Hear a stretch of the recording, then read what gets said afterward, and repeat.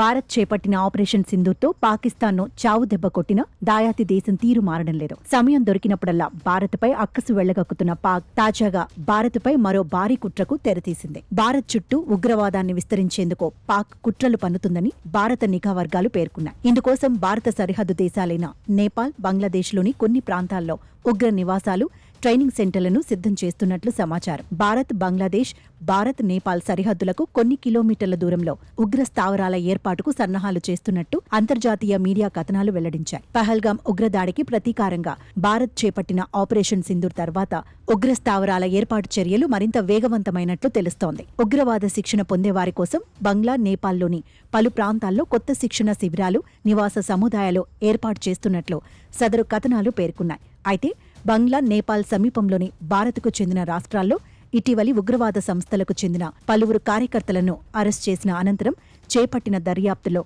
ఈ కీలక విషయాలు గుర్తించినట్టు నిఘా వర్గాలు వెల్లడించాయి.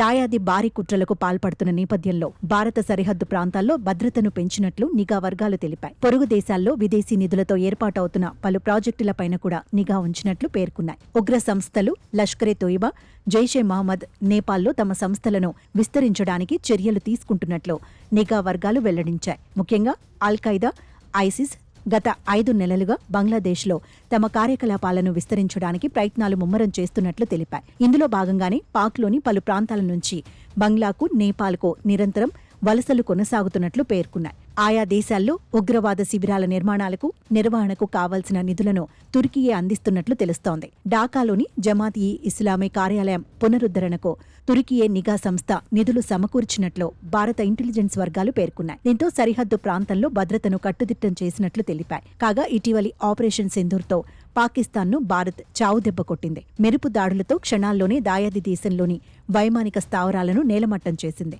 ఈ విషయాన్ని పాక్ సైతం అంగీకరించింది.